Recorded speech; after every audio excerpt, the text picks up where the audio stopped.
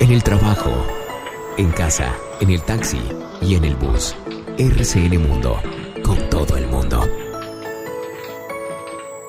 8 de la mañana, 35 minutos. Vamos a revisar qué pasa a esta hora en el mundo y saludamos en Washington a María Molina. María, buen día. Jesús, muy buenos días. Son las 9 de la mañana y 35 minutos aquí en la costa este de los Estados Unidos. Adelante, María. ¿Tiene usted un invitado? Bueno, Jesús, pues hemos venido reportando que el viernes hubo en la Organización de Estados Americanos una sesión en la que 27 de los 35 países que conforman la Organización de Estados Americanos condenaron las violaciones a los derechos humanos en Nicaragua. Entre los 27 países que votaron a favor de esta resolución de condena estaban algunos gobiernos de izquierda, como son, por ejemplo, Chile, Argentina y Perú. Hubo 4 abstenciones que fueron México, Bolivia, El Salvador y Honduras. Y hubo 2 países ausentes, uno de ellos, Nicaragua, que es el país pues, que en el que se estaban condenando las violaciones a derechos humanos, y el otro país que se ausentó fue Colombia. Colombia obviamente pues tiene nuevo embajador, todavía no ha llegado aquí a Washington, pero pues de todas formas la misión existe y por eso pues había muchas dudas entre los embajadores de la OEA el viernes sobre por qué Colombia no asistió a esta sesión, si además Colombia siempre es un país muy importante dentro de las votaciones de este tipo en la Organización de Estados Americanos. Estamos entonces en comunicación con Arturo McFields, él es el ex embajador de Nicaragua ante la OEA, embajador que además escribió una columna sobre esta ausencia de Colombia. Embajador, muchísimas gracias por atendernos a esta hora en RCN Mundo. Gracias por la oportunidad de poder hablar con ustedes. Embajador, primero que todo quisiéramos poner en contexto a nuestros oyentes brevemente explicándoles qué es lo que está pasando en Nicaragua, sobre todo últimamente con las ONGs y las iglesias. Bueno, en Nicaragua estamos viviendo una nueva fase de represión que inició en 2018, pero que se ha agudizado. Y en la mira de esta nueva fase de represión están los organismos no gubernamentales y la Iglesia Católica. Se han cerrado más de 1.400 ONGs en un país tan chiquito como Nicaragua de 6.7 millones de habitantes. Eso es como que si cerraran 5.000 ONGs en un país como Colombia, para que se hagan una idea. Pero el tema que más duele a Nicaragua es el tema de la persecución a la Iglesia Católica. Desde el año 2018 hasta la fecha y en las últimas semanas, por ejemplo, la dictadura de Nicaragua ha secuestrado a 3 sacerdotes. En solo 2 meses han secuestrado a 3 sacerdotes y los meten en cárceles. Han expulsado a 18 monjas de la Orden Madre Teresa de Calcuta. Un obispo, Rolando Álvarez, tiene casa por cárcel.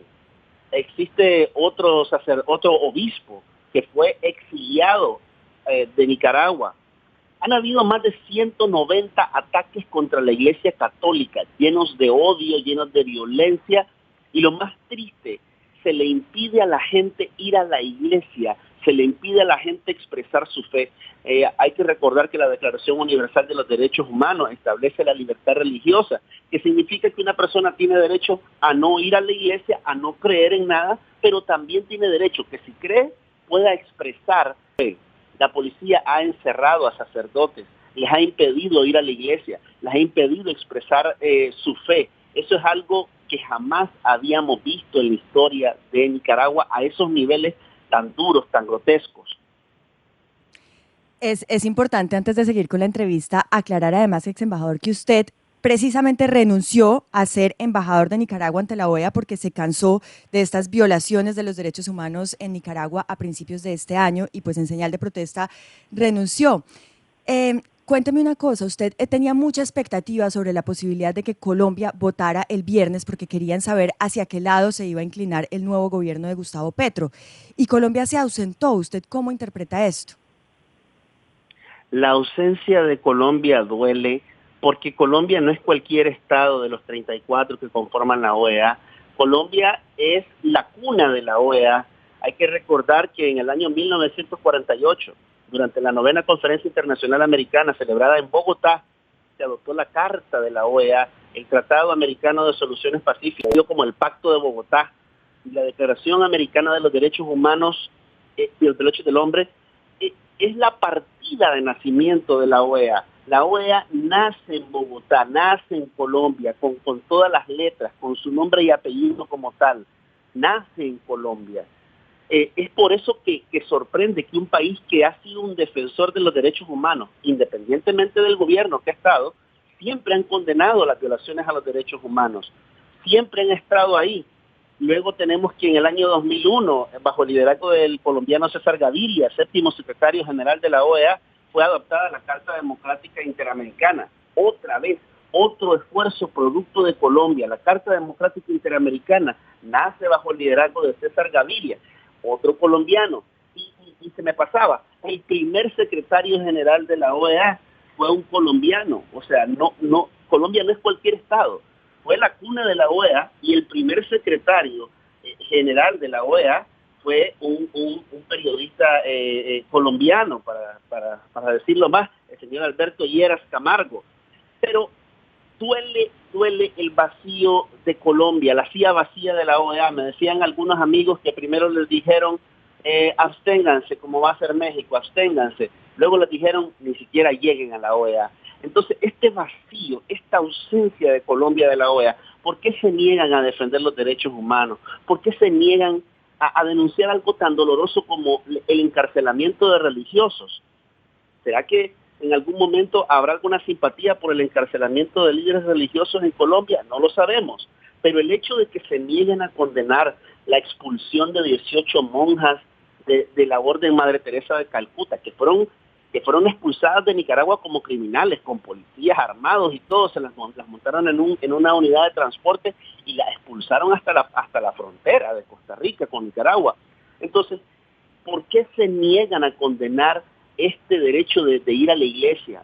La policía llega a la casa de los sacerdotes y no los deja ir a la iglesia. ¿Cómo es posible que un país que fue fundador de la OEA, que ha sido defensor de los derechos humanos, ahora diga, ni siquiera voy a ir, me voy a esconder de defender los derechos humanos? Eso es algo sorprendente y jamás habíamos visto que Colombia dijera no a los derechos humanos. Y eso es muy preocupante, no tanto para los nicaragüenses, aunque nos duele, pero yo creo que es preocupante para el hermoso pueblo de Colombia y tira un mensaje muy negativo para los suyos. Embajador, fue sorprendente también lo que usted hizo en marzo, cuando usted todavía era representante o era embajador de Nicaragua ante la Organización de Estados Americanos, cuando usted habló en contra del régimen de Daniel Ortega. Yo quisiera preguntarle qué ha pasado con usted después de eso, porque la expectativa era cuáles iban a ser las consecuencias en su contra después de dar esas declaraciones tan contundentes, que incluso Luis Almagro, secretario de la OEA, dijo que usted tenía coraje, aunque usted más que coraje dijo tengo miedo, y además dijo que se quitó un peso de encima después de hablar en contra de todas esas violaciones de derechos humanos. ¿Qué ha pasado con su vida después de esas declaraciones tan contundentes en contra de un régimen que usted representó en algún momento? Bueno, yo quiero decirle que yo me quité un yunque del alma, porque uno no puede estar defendiendo lo indefendible. Yo durante 5 meses estuve en el cargo de embajador, pero no pude más. Hice los mejores esfuerzos por tratar de construir un diálogo, por tratar de abrir puertas.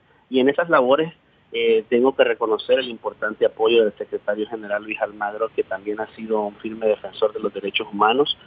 Sin embargo, en determinado momento nos dimos cuenta que la dictadura de Nicaragua no quiere diálogo. La dictadura de Nicaragua no quiere defender los derechos humanos. Y eso se da porque existen muchos países hoy en día en América Latina que tampoco quieren defender los derechos humanos. Estamos hablando de países como México, como ahora Colombia, que nos preocupa mucho. Y hay un cambio de paradigma en América Latina en el que se está fortaleciendo a ciertos regímenes violadores de derechos humanos. Y me gustaría hacer énfasis fundamentalmente en eso, porque la parte personal mía es importante, pero ahorita tenemos a un sacerdote que tiene a centenares de policías rodeando su casa, rodeando la casa de un obispo, y están otras 10 personas con él, no los dejan salir. Eso es algo urgente, porque incluso mientras hablamos están presionando nuevamente a los líderes religiosos para que no manifiesten su fe. para que alguien no vaya a la iglesia. No sé cómo decirlo, pero eso es algo grave. Eso es algo grave. La ciudad de Matagalpa está sitiada por policías, por fuerzas especiales, por drones. Y uno dirá, está un capo de la droga, está un narcotraficante ahí, y lo que está es un sacerdote, es un obispo. Señores, esto es algo grave, y por eso nosotros estamos preocupados, porque pensábamos que, como dicen en inglés, eso es algo que no tiene, es un no-brainer, es algo que no necesita pensarse mucho. O sea, es obvio, merece una condena mundial.